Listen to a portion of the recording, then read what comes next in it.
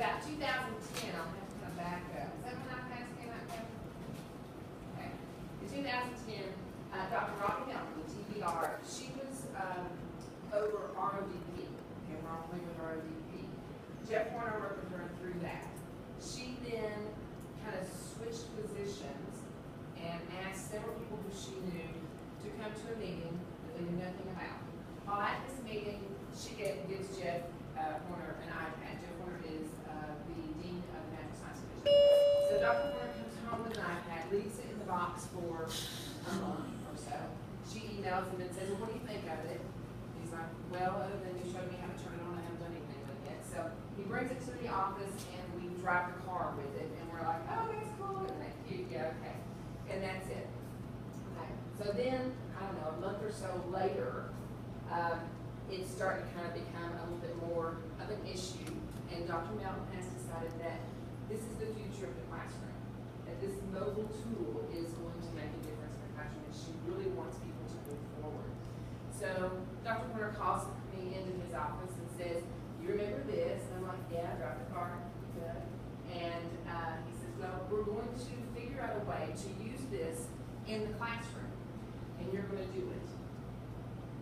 I'm like, the toy in the classroom? I don't know that I understand. This is, don't worry, this is on a Wednesday. This is Friday, we're going to have a divisional meeting.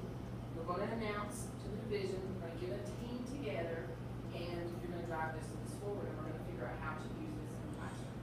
So, now I live in Claiborne County, and so I have this beautiful mountain that I drive across every day, which is a wonderful place to think, not just the shower, darling, but I can actually sleep, finger and drive across the mountain.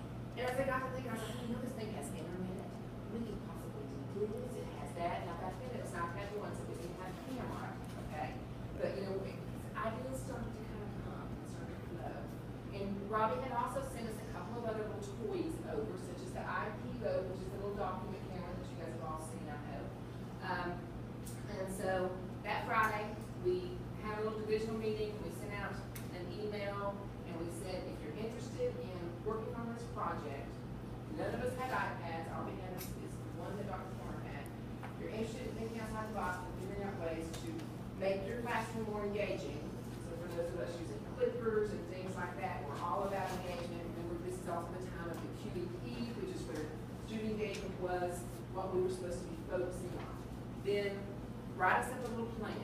Tell us the way that you could use not only apps, because a lot of people are used to apps on their phones, okay? Not only apps, but also tools. You know, what kind of tools could you use in the classroom that would help your classroom to be more mobile?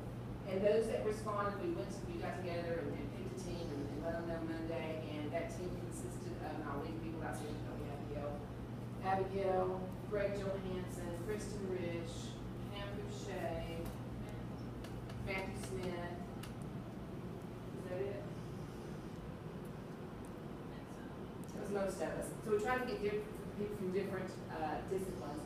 We noticed that most of those were young people who were very comfortable with technology.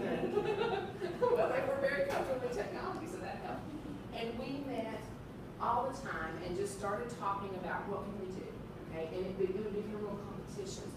Greg and Matthew were the funniest, especially with the IP goal. They started using Camtasia, and there was a flower on the secretary's desk, and Greg videoed the flower, and then he turned it into this little educational tool, and he would bring it back and show it to us, and we would tear it apart. Oh, you could do this, and you could do that, and what about this? And I used to say that the walls of the Natural Science Division were literally vibrating with excitement. We would be walking to class and bump into each other, or chase each other down, and go, ooh, I had this idea on the way here this morning. Have you thought about doing this? And how could we incorporate that? And so we started rolling with it. Then I had some folks from other divisions saying, what are you doing over there? Amy Ross and Michelle Matrick are the two that come to my first, and they called me up and said, I want to know what's going on over there. Because there's something going on, and we need to know about it. Okay? In the meantime, Dr. Campbell has been talking to Dr. Melton, and so they have decided this is something that the college is going to move forward with. Dr. McCamey has come on board, and so I had pizza. I think we had pizza with Amy and Michelle, and I sat down one day in our conference room in our building and just kind of talked about this is all it is. You know, this is what we're doing over here. We don't know that we're doing anything big or anything special. And And that's where the mob started from. Was like, well, we would like to know what you all are doing.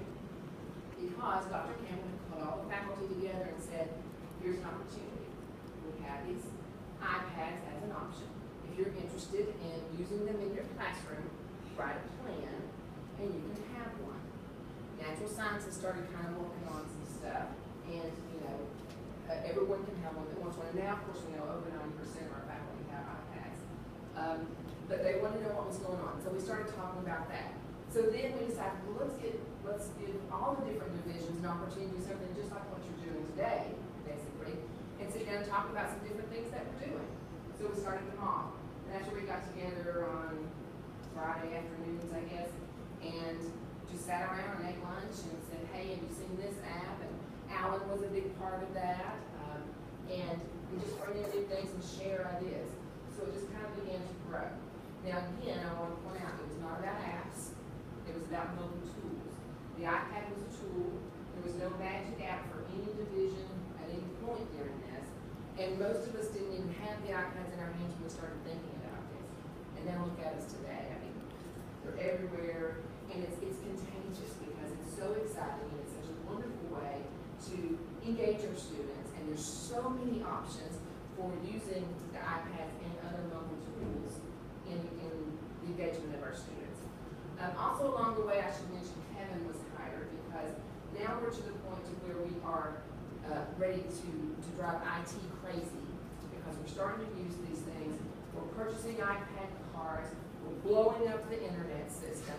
Abigail is having to show the IT people how to do things, and that is a totally different comfort zone. So we've opened this little Pandora's box of everyone being outside their comfort zone. We're now putting professors in a position to where they are no longer the experts. Students have access to stuff outside. They are bringing that in. They are no longer the sage on the stage and just standing up there lecturing. Instead, we are totally engaging with students and making it more of an interaction. We have put IT in a position to where they are no longer going out, finding software, know exactly how to use it, bring it back to you, put it on your computer and show you how to use it. Instead, faculty are going to them, well, y'all want to do this.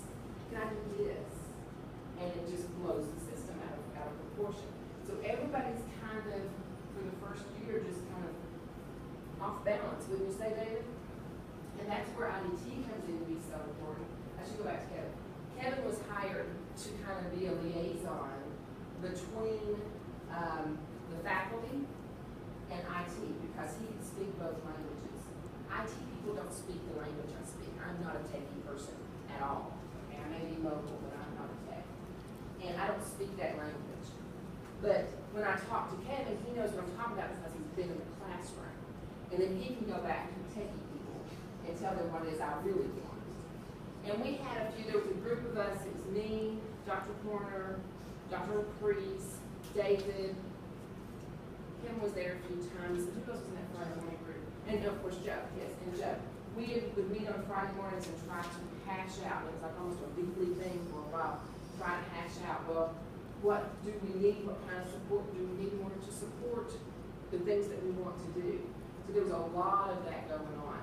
And that's where IDT became so important too, is to get the faculty trained on how to use stuff and to kind of work as a liaison as well to make sure things ran smoothly. And so it was just kind of growing and growing and growing and growing, and here we are today. And Walter State has been represented worldwide. Dr. Horner and I have been to Africa, Dr. Horner, myself, Abigail, Matthew. Who else went to Canada? Is that it? Went to Canada. We've been all over the country. Different people from Walter State have been all over the country sharing kind of the Walter State story. And we are kind of on the cutting edge of technology. And that's why we have gotten to be the Apple Distinguished Program for, this is our second go-round with that. So very exciting. And it kind of came from people just thinking outside the box. Yes, Daryl? No, that's great. Okay. Thank you. You look like you had something to add. Well, one thing that you brought up. When we were thinking this training together, one of the challenges was, how do we organize it? How do we organize all of you? We could do it by division. I had the idea, and I really wanted to do it this way, but I got shut down, was to do it by your comfort with technology. Because there are beginners among us, there are intermediate users among us, and then there are advanced users among us. And so one of the things that Kim hit upon was there are different levels of engagement with mobilization. And I got shut down with that idea. So when I saw that, Abigail had signed up for this training, and when I saw that Matthew Smith is coming to the third session, I kind of hit my head against a brick wall because I can't teach Abigail anything about mobilization. There are other people in this room who might be able to, I can't. But I think what comes from this is a broader perspective and a sharing of ideas, cross disciplines. Those of us who are better in the room will help those of us who are not quite there in terms of our skill sets with some of this. So we're hoping that this format works best, where we're cross-disciplined and we're also cross-skill level in regards to where we are. So if you're sitting there right now going, oh, I can't do this, it'll be okay. We're going to get you there, we're going to help you there, and we're all going to get something created before the day is over. Hi, any questions for Kim? And I will add that they're all. I mean, you may not think you can teach Abigail something, Yeah. but you'd be surprised whenever we're in our own little world working on our things and someone is using this crazy app that we've never heard of, and it clicks. And so that's why it's wonderful to run the disciplines together. I think so. Hope so. All right. Thank you, Kim.